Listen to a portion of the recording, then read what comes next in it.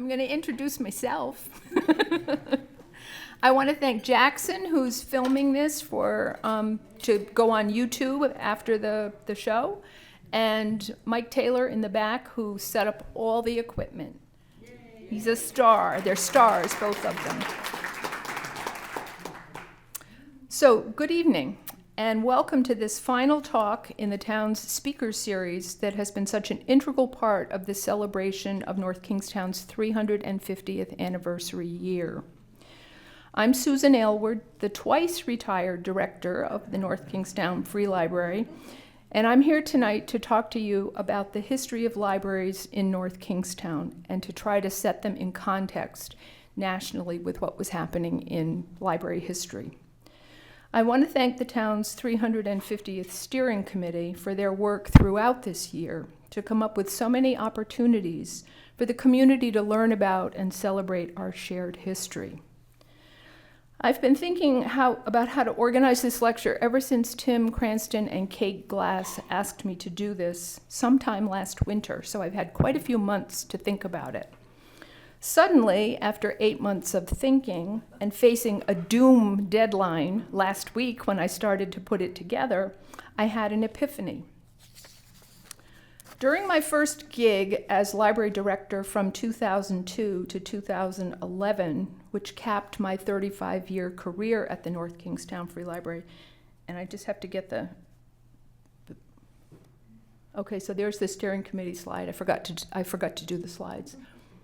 There's the steering committee, although Tim is not in that picture. Okay. So during my first gig as library director from 2002 to 2011, which capped my 35-year career here at the North Kingstown Free Library, I instituted the practice of writing a monthly director's message for the library newsletter. It was one of my favorite parts of the director's job, and it turned out to be one of the most valuable parts as well, because it allowed me to connect directly with my community of library users and to strengthen my relationship with the people I had been serving for my entire adult life. When I was invited to come back to the NKFL in the fall of 2021 to stabilize our library after some administrative challenges, the first thing I did was to resurrect the director's message. I remembered how much fun it had been to carve out some time every month to write about the library in a way that connected it into something broader and wider, and hopefully gave the readers of the newsletter something to think about.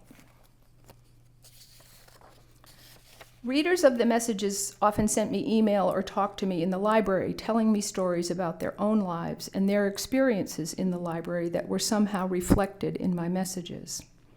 One library patron, Patty Folsom, who was a jigsaw puzzle fan and a former colleague of mine in the Rhode Island library community, gave me a Ziploc bag with a jigsaw puzzle piece in it. The piece did not belong to the puzzle she had borrowed from the library, but it was extra in the box. She put it in the Ziploc bag, hoping we might be able to reunite it with the other pieces of that same puzzle. There was no prayer of doing that.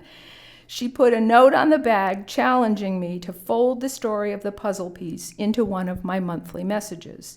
How could I not accept her challenge? The puzzle piece became the center of my message for the December 2023 newsletter titled Life, the Jigsaw Puzzle, in which I pondered the jigsaw puzzle of my own life that was already 2/3 put together.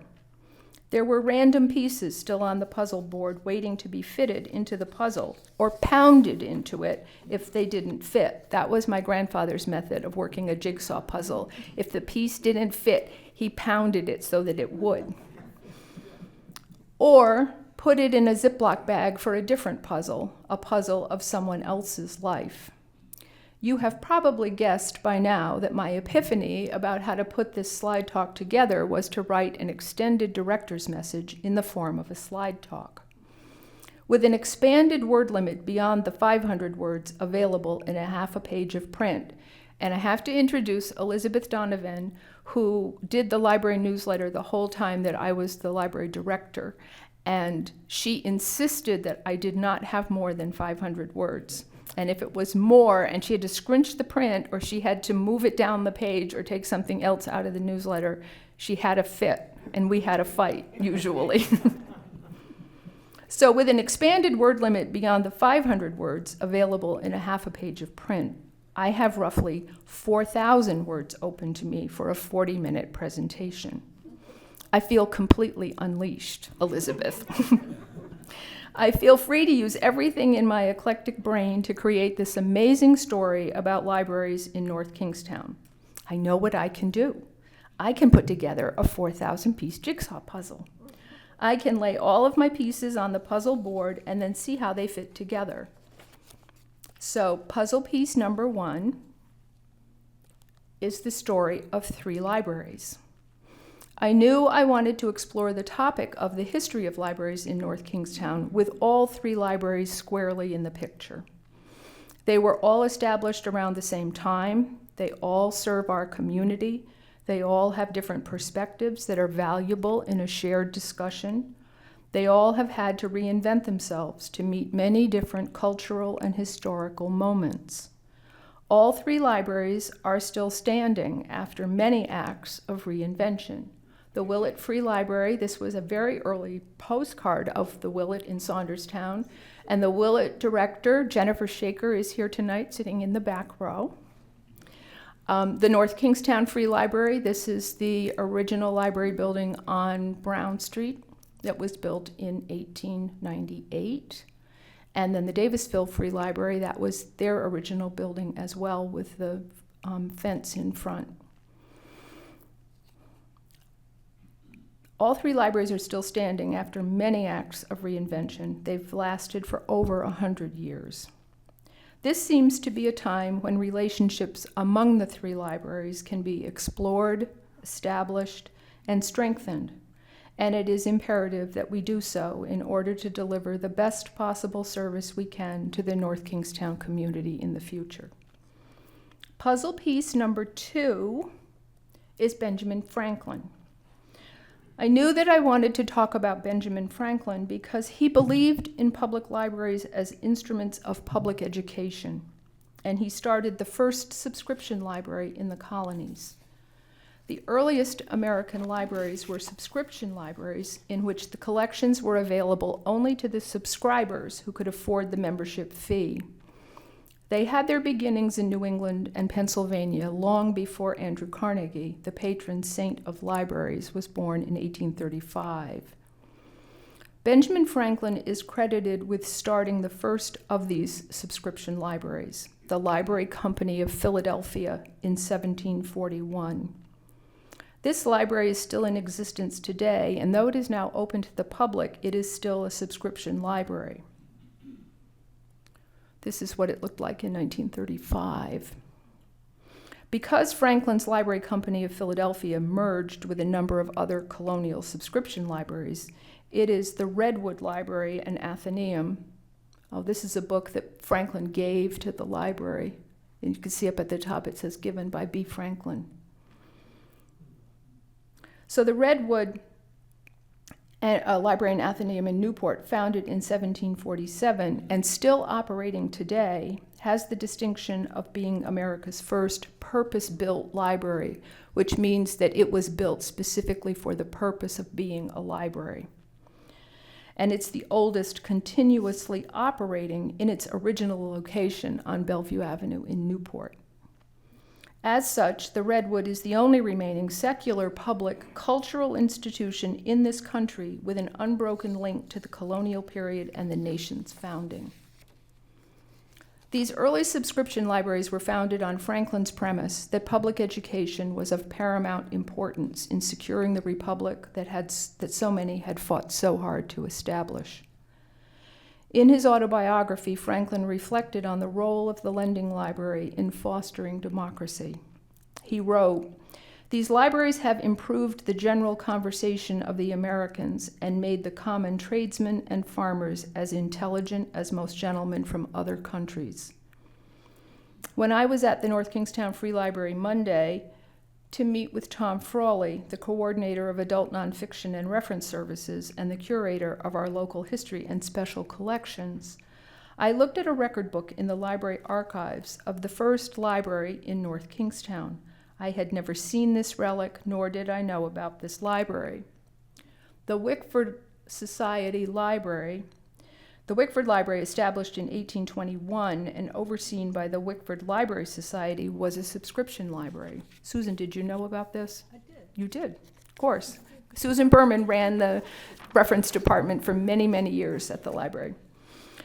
Each shareholder paid $1 to join and an additional 12.5 cents a year.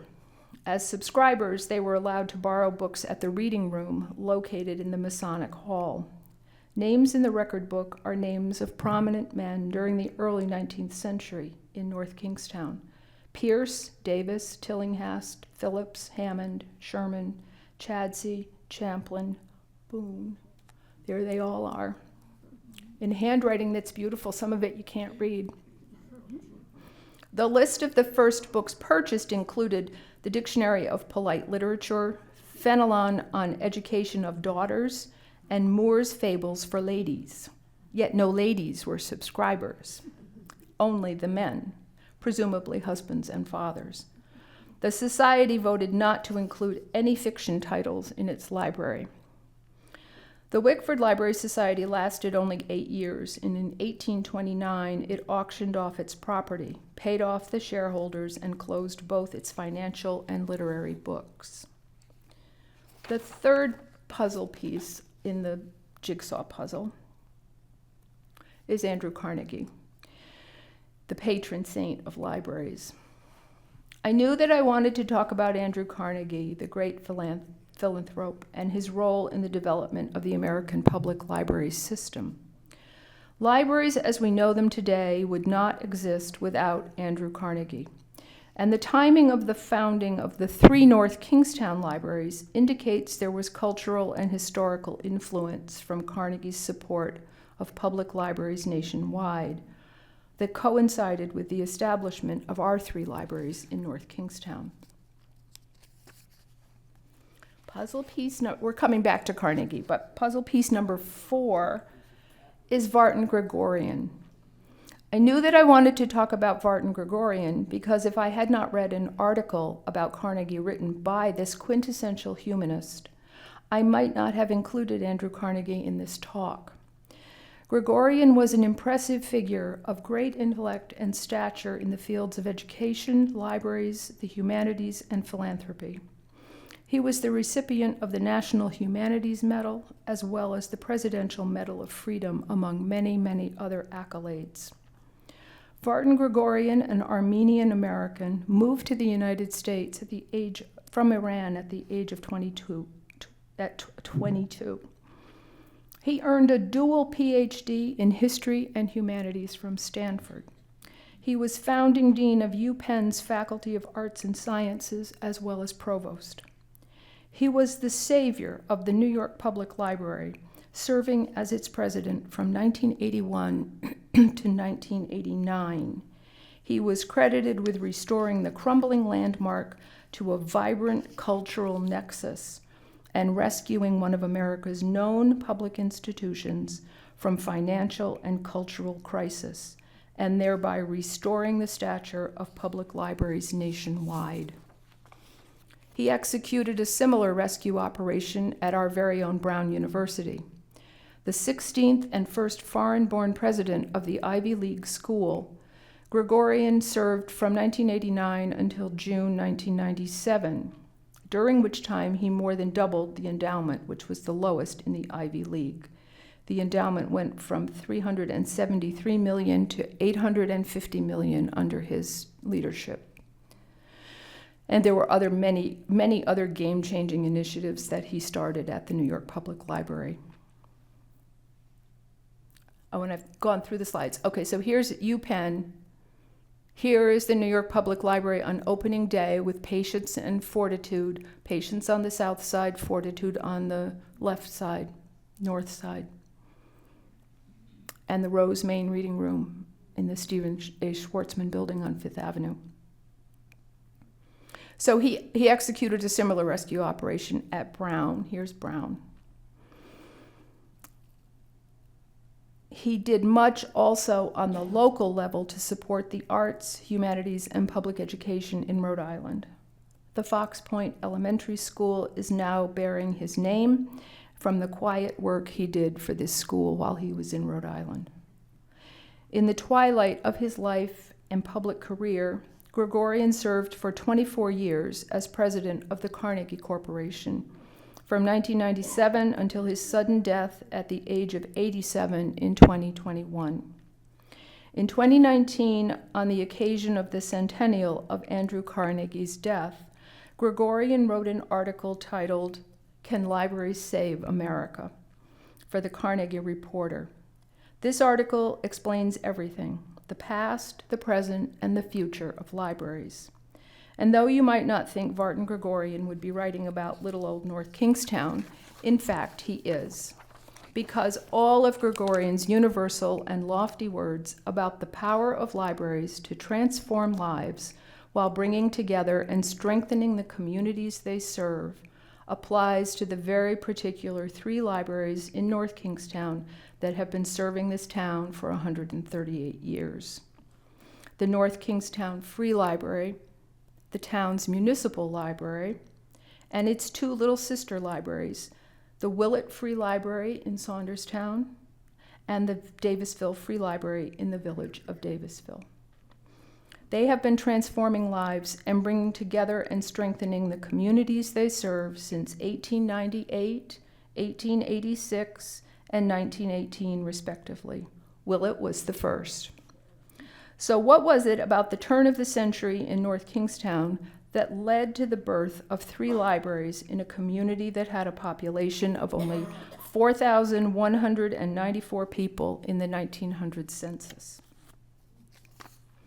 There are many factors that we can assume to be part of the answer to this question, both local and national. But I believe one of the greatest of these is a national one, and that is the development of the American public library system that was made possible by the philanthropy of Andrew Carnegie between 1898 and 1922, when he gave grants to build 1,687 public libraries and 109 academic libraries in the United States for a sum of almost $46 million.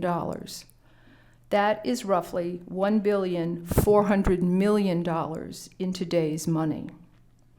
As a young man, Andrew Carnegie did not believe he should have to pay $2 a year to a local subscription library to borrow books. So at the age of 18, he wrote a letter to the editor of the Pittsburgh Dispatch in 1853, arguing that he should be allowed to use the library without paying the membership fee. Because of the negative coverage in the newspaper, the librarian ultimately relented and waived the fee, but only for Carnegie. Carnegie came from humble beginnings. He was born in Scotland. Carnegie's father was a weaver in home-based weaving trade. When industrialism made home-based weaving obsolete, Will Carnegie and his wife Margaret sold their belongings to book passage to America with their 2 sons. Andrew was 13 and Tom was 5. They settled in Allegheny, Pennsylvania. At the age of 13, very soon after the family arrived in Pennsylvania, Andrew worked long hours as a bobbin boy in a cotton mill, carrying bobbins to the workers at the looms and earning $1.20 per week. This must have been a great help to his family, which was struggling. A year later, he was hired as a messenger for a local telegraph company, where he taught himself how to use the equipment and was promoted to telegraph operator. Next, he landed a job with the Pennsylvania Railroad, where he was promoted to superintendent at age 24. Carnegie was ambitious, but also a voracious reader. He took advantage of the generosity of an Allegheny citizen, Colonel James Anderson, who opened his library to local working boys. This was a rare opportunity. Books provided most of Andrew Carnegie's education, remaining invaluable as he rapidly progressed through his career. Years later, according to the Gregorian article, Carnegie wrote that the treasures of the world which books contain were opened to me at the right moment, and he was determined to make free library services available to all who needed and wanted them. Carnegie wasn't so interested in the buildings themselves, but rather in the opportunities that free circulating libraries afforded men and women, young, old, and in between, for gaining knowledge and developing understanding.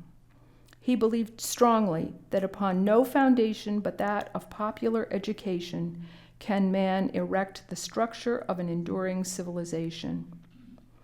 By age 30, he had amassed business interests in ironworks, steamers on the Great Lakes, railroads, and oil wells. He was subsequently involved in steel production and built the Carnegie Steel Corporation into the largest steel manufacturing company in the world.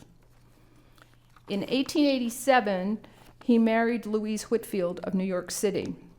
Supporting his philanthropy, she signed a prenuptial agreement stating Carnegie's intention of giving away virtually his entire fortune during his lifetime. 2 years later, he wrote The Gospel of Wealth, which boldly articulated his view of the rich as trustees of their wealth who should live without extravagance, provide moderately for their families, and use their riches to promote the welfare and happiness of others. This statement of his philosophy was read all over the world, and Carnegie's intentions were widely praised. In 1901, he sold his steel company to J.P. Morgan for $480 million, which today would be the equivalent of $10 billion. Retiring from business, Carnegie set about distributing his fortune, and one of his causes was public libraries. We have only one Carnegie Library in the state of Rhode Island. It is the John Hay Library on Prospect Street at Brown University, built in 1905. Because it is a Carnegie Library, though, this academic library is required to be open to the public. I knew that I wanted to talk about Carnegie's insistence that the public take ownership of their libraries. He provided the building, and he expected the community receiving the building would establish the collections and cover its operating expenses from the start. If we fast forward, 100 years, to the Champlain Foundation here in Rhode Island, they had a similar philosophy. They paid for the entire state of Rhode Island's public libraries to join at the time, the Cooperating Libraries Automated Network, which was CLAN. The North Kingstown Free Library was one of the first to join. We were in the second tier, I think. I think it was Providence and Pawtucket were first, and then North Kingstown and Westerly and Newport were second. And the Champlain Foundation believed that they were giving the hardware and the software, the capital expenditures, and it was up to the individual municipalities to foot the bill for the operating expenses. And at some point before I retired, they stopped funding computers. Isn't that right, Jennifer? I think it is. They stopped funding computers because they considered those to be regular operating pieces of equipment. They weren't capital expenditures anymore. They've continued to fund a lot of the hardware and software for the main network, but for the individual public libraries, they had to put that into their budget. So they, in fact, were following Carnegie's example. But none of the libraries in Rhode Island would have been able to join without the help from the Champlain Foundations. In his essay, The Gospel of Wealth, published in 1889, Carnegie believed that no city and no country could sustain progress without a great public library, not just as a font of knowledge for scholars, but as a creation for and of the people, free and open to all. It was for Carnegie no exaggeration to say that the public library outranks any other one thing that a community can do to help its people. Historians Samuel Eliot Morison and Henry Steele Commager have written that the most effective impetus to advance the public library movement in the U.S. did not come from public policy, but rather from the generosity of Andrew Carnegie and his genuine passion for education. This is the historical moment that paved the way for public library enabling laws. In 1848, Massachusetts was the first state to pass an act that authorized the city of Boston to levy a tax for the establishment of a free public library service. By 1887, 25 states had passed public library enabling laws. In 1896, Rhode Island passed its public library enabling laws, which are still on the books today with very few substantive changes. That's Title 29 of the Rhode Island General Laws. This is the historical moment that paved the way for the citizens in the town of North Kingstown to establish 3 libraries in its community. I knew that I wanted to talk about how all 3 libraries were formed. There were benefactors.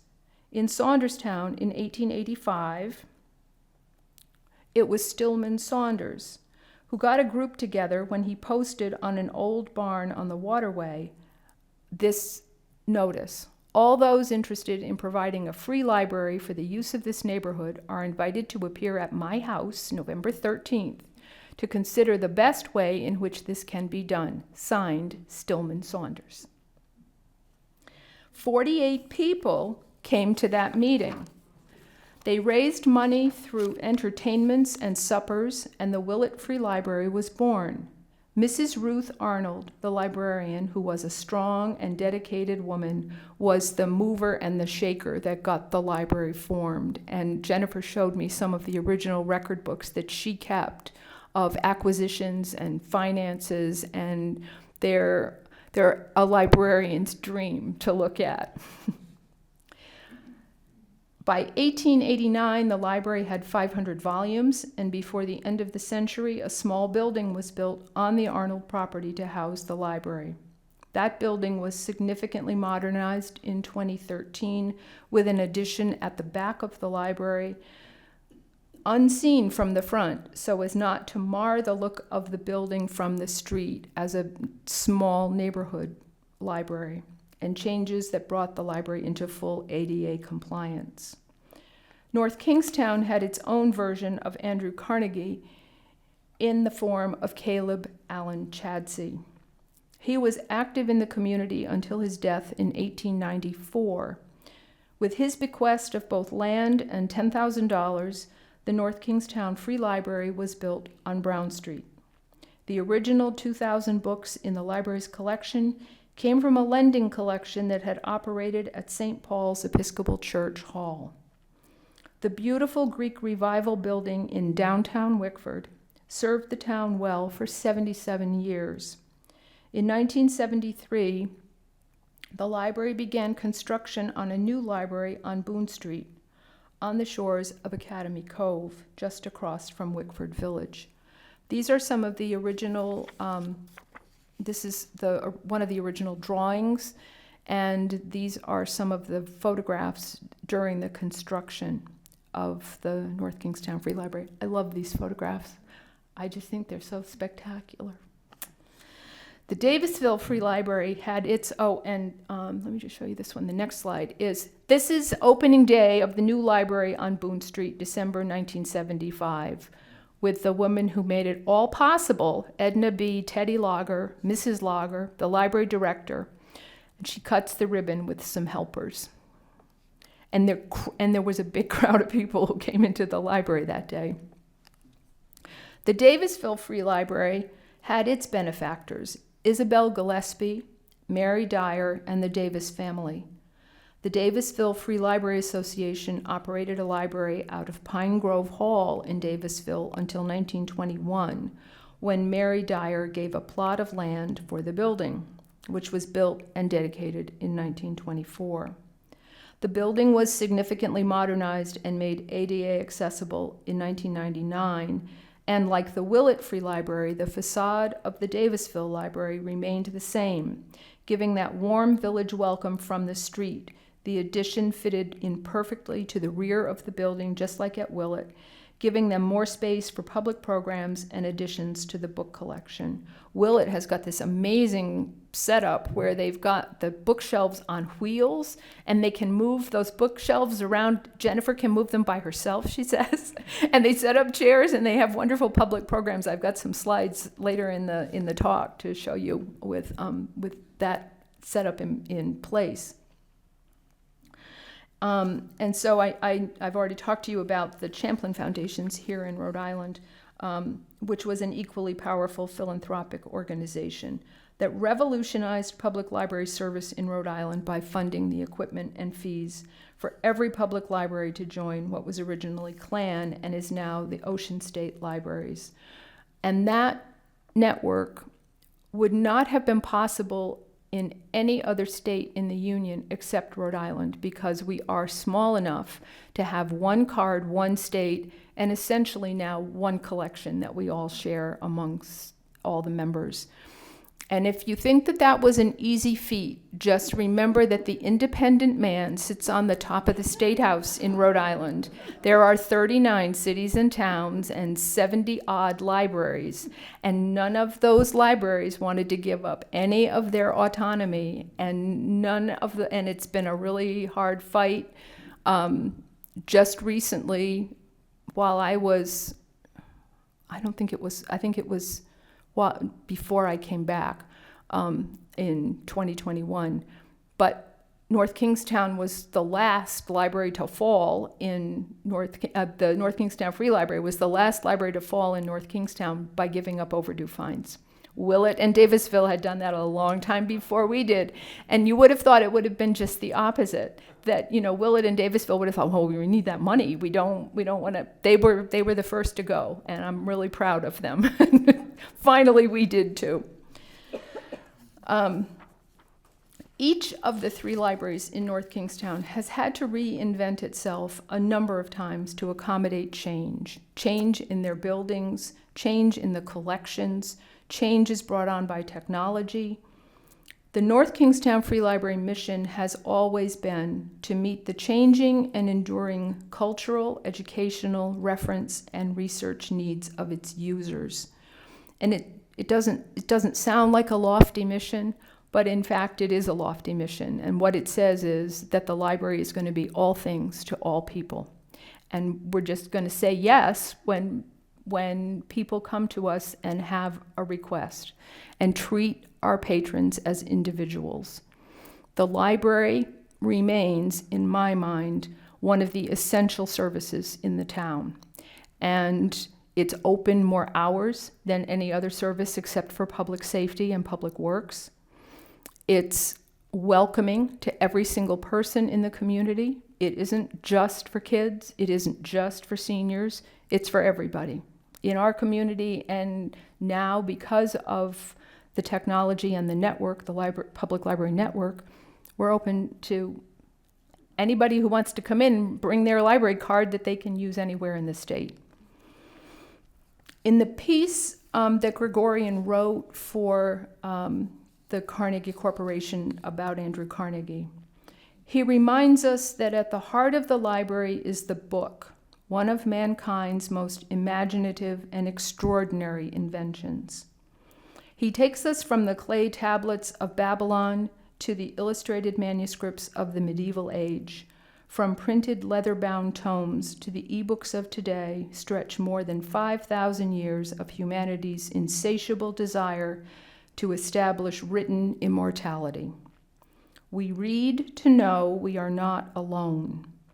When we read, we place ourselves in a continuum of history and in community with our fellow human beings.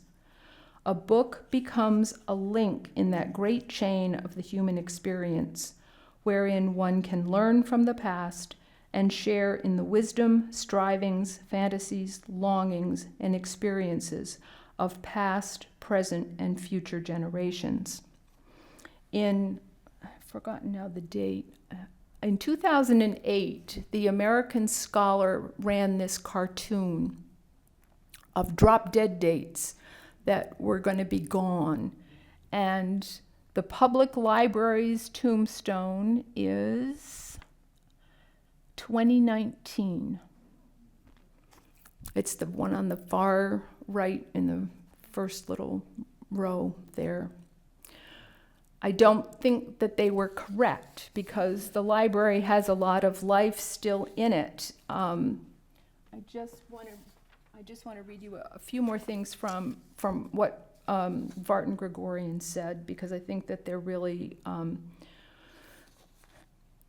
they are going to answer his question, can libraries save America? But I think you can all leave here tonight thinking the same thing. What is your answer to that question? Libraries are the critical component in the free exchange of information, which lies at the heart of our democracy. They hold our nation's heritage, the heritage of humanity, the record of its triumphs and failures, and of its intellectual, scientific, and artistic achievements. American public libraries grant all people access to an ever-growing compendium of human knowledge. Libraries provide us with books, periodicals, and other tools for learning, understanding, and progress. They represent the link between the solitary individual and the community. After all, the library is the most natural, capable, and democratic institution for centering and connecting diverse communities of people, not just in a physical space, but also through the free and open provision of books. In both the actual and symbolic sense, the library is the guardian of freedom of thought and freedom of choice, standing as a bulwark for the public against manipulation by various demagogues. Hence, it constitutes the finest emblem of the First Amendment of our Constitution. At the heart of the library is the book, one of mankind's most imaginative and extraordinary inventions. From the clay tablets of Babylon to the illustrated manuscripts of the medieval age, from printed leather-bound tomes to the e-books of today stretch more than 5,000 years of humanity's insatiable desire to establish written immortality.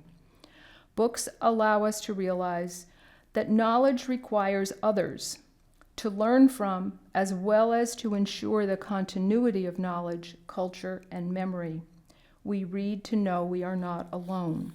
When we read, we place ourselves in a continuum of history and in community with our fellow human beings.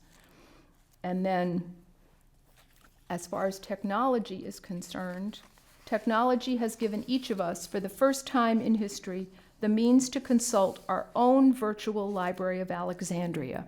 It's fantastic that we can search this treasure house, pluck out what we want, or at least what we think we want, and with great satisfaction bring it everywhere we go on those tiny computers we carry in our pockets, our cell phones. Yet we cannot approach the new pathways to knowledge and information opening to us without caution. As the past few years have shown, undigested facts do not amount to knowledge. As was the case for the printing press, the spinning jenny, the steam engine, the automobile, the airplane, the radio, and the television, the impact of the technological revolution ushered in by the age of information lies not in the machines themselves, but in how we allow them to organize, structure, and empower our lives. Only through education does one learn how to understand and digest the information found, how to place it in the correct context, how to understand its limitations. Librarians have known this always. So what I want to do now is to just show you where I think the libraries in North Kingstown are going, and show you the vibrancy and the electricity in those two small libraries, because when I talked to Jennifer and I talked to Amanda, I had this sense that they really are carrying on the mission. In a small library, you can do that because they know everybody's name. They know all of their books. They know they can partner books with people. And because librarianship, and I don't think it's just public librarianship, but it's certainly that's a big place for it. It's about relationships. It's about building relationships with your constituency. It's about building relationships with the town government. It's about building relationships with other librarians. And it's a people profession. And I think I'm sitting here looking at my friend Paul Lefebvre my friend Susan Berman, my friend Elizabeth Donovan. We all served together. And I said I wasn't going to cry. Paul just said to me, we had such fun sitting in my office. We were a council of 4 people, because we had 3 assistant directors. And it really was a pleasure to serve with teammates and colleagues and friends. So, and Elizabeth could have been the director of the North Kingstown Free Library, but she needed a master's degree in library science. But she clearly could have done the job.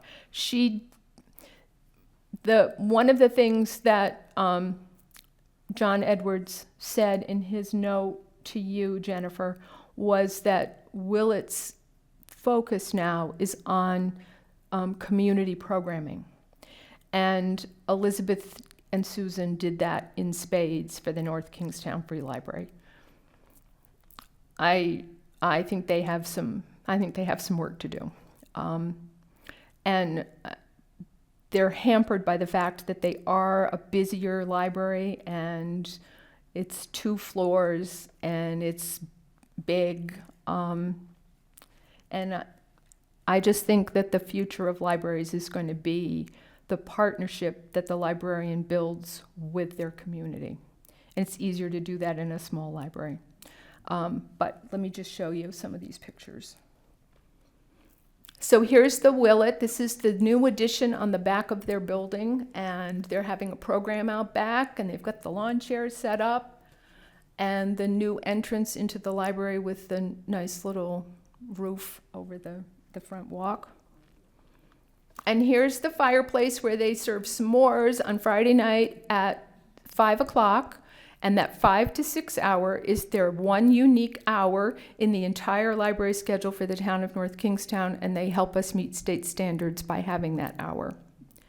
So you can go there at 5 o'clock on Friday. The fireplace will be going, and you can make s'mores.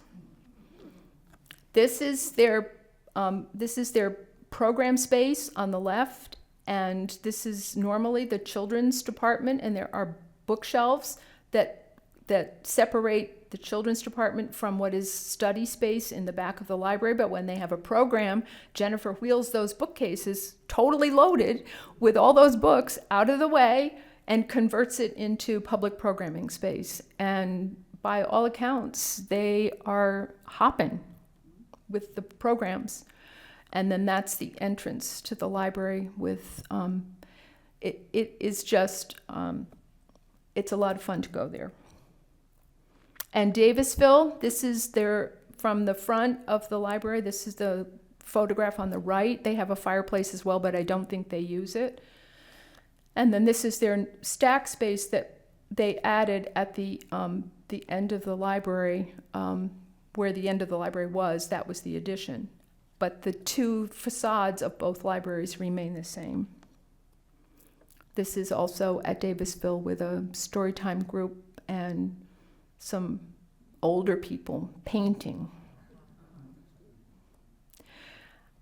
I would not be able to finish this talk without talking about the 3 giants at the North Kingstown Free Library. Gladys Hellawell, in 1955, she served for 10 years. She modernized the library. Before she got there, Annie Merrithew had been the librarian for almost 40 years. Nice little lady who walked to work every day. She admonished my mother and her friend Betsy Craig because they were twittering in the library stacks over one of the Bobbsey twin books. I think they were actually fighting in the stacks because one of them wanted to borrow it and the other one wanted to borrow it, and I don't think they were having a meeting of the minds. She won the Book of the Month Club award for the library with a $1,000 prize because of all the work that she did, reading the collection, making it more relevant to the people in North Kingstown. She just was a giant. She moved the library from a period of time when it was just it was just a little reading room. And then Teddy Lager came in 1965. She served until 1979. She was the director who got the library built. She always said it was the trustees. She had nothing to do with it, but we all knew that she had plenty to do with it.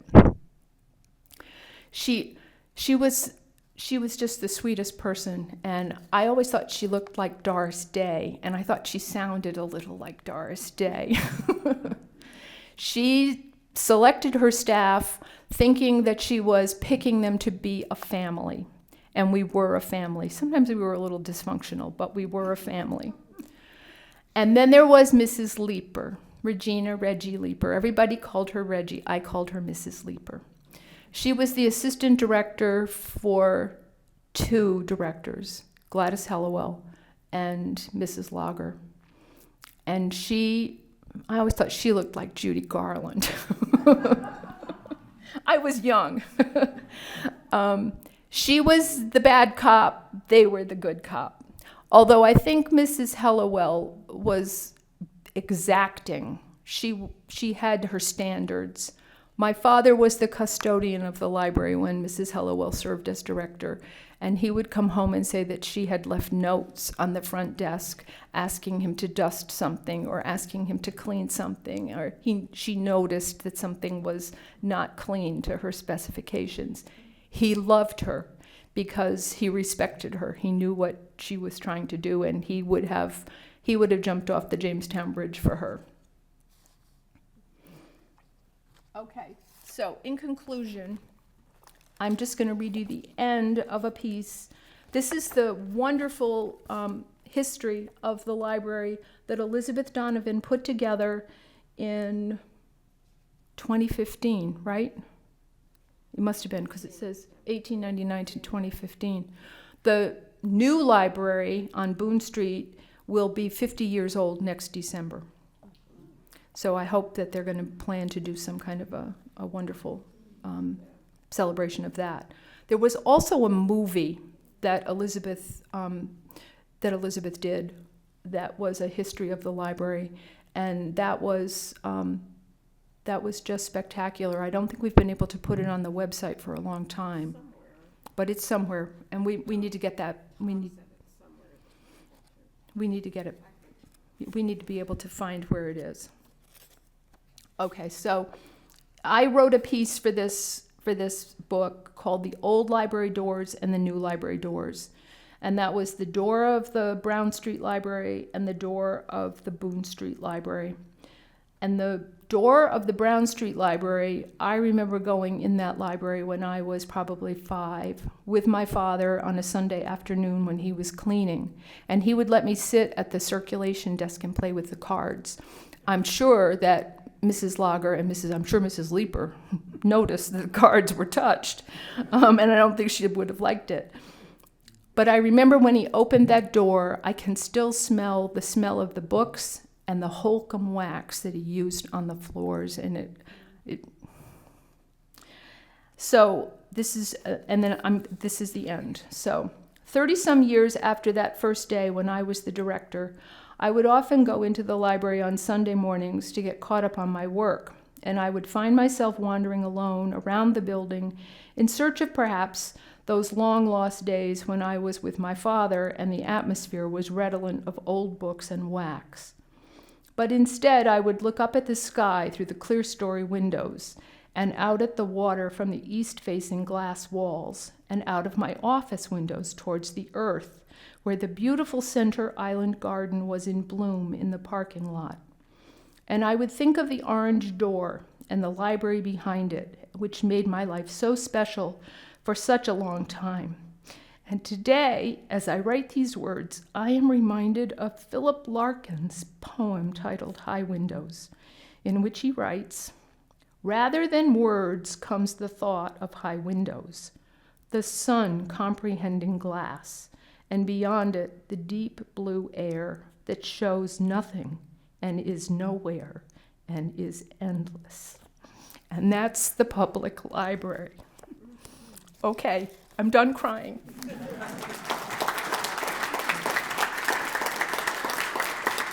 And I have one more slide. One more slide. So here is the future of libraries in North Kingstown. Jennifer Bodger is the assistant director at the North Kingstown Free Library, and she now has served more years than Annie Merrithew, which was the record we were all trying to break. Susan didn't get there, I didn't get there, Paul didn't get there, Elizabeth didn't get there, but Jen, I think, is going to get there. Megan Whedon is the new library director at the North Kingstown Free Library, and I think she's a sweet, kind, very smart person, and I think she's going to do a great job. There's Jennifer at the Willett Free Library and Amanda Chapman at the Davisville Free Library. And my hope is that the four of them will work together and really revolutionize service for libraries in North Kingstown. The end.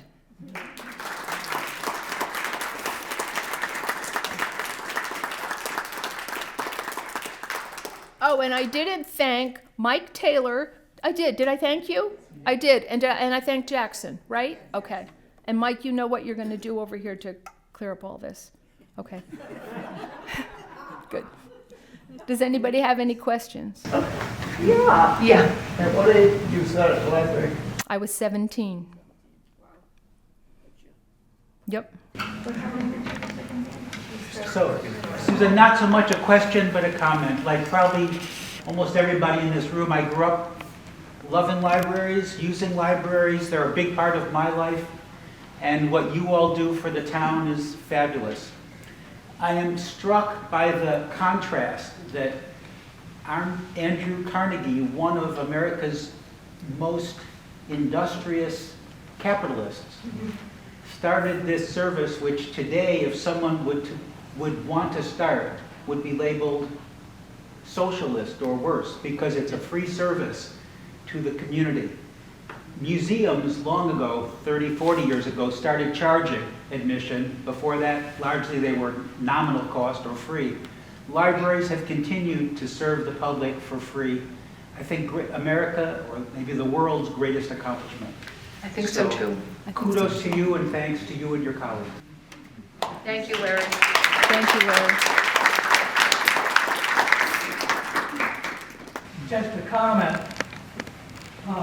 The town is very, very lucky and fortunate to have the building. It's coming up on 50 years in December. And Teddy Lauder told me once that when the town was voting for the funds in a bond referendum, that it passed, but a month later, Nixon closed Quonset Point. He announced that Quonset Point was going to close. And Teddy told me that if that referendum had happened after that announcement, It never would have passed. would not have passed. And not only that, Paul, but they built a library that was designed by the Architects Collaborative in Cambridge, which was a modern architecture firm. It was the most modern building that you can possibly imagine on the shores of Academy Cove, looking over at Wickford with all of the colonial houses. And it just strikes me that I don't know that it would have been built today. And I don't know that coastal resources would have allowed it to have been built today, but it is the most spectacular setting for a public library in Rhode Island. And my predecessor, Donna Dufo, always said that it was the community's living room. Not everyone could afford a water view from their house, and they could come to the library and sit in the chairs, and everybody had an equal water view. And for the town to have selected the Architects Collaborative, which was a world-class architecture firm, it's mind-boggling, and it is a gorgeous, gorgeous building. The designers of that library were the Architects Collaborative in Cambridge.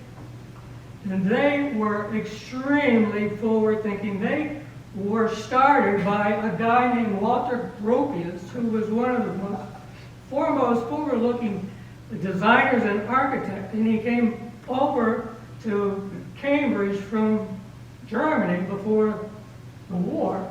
And the people that designed the library were part of his family. It's just amazing. That's why it looks like it does. I know. Those soaring spaces with those angles on the ends of the building. And that orange door, which it's not orange anymore, but that orange door it brought the brick into the building. And so did the orange carpet, which Susan and I were the only ones who loved the orange carpet, but I loved that orange carpet.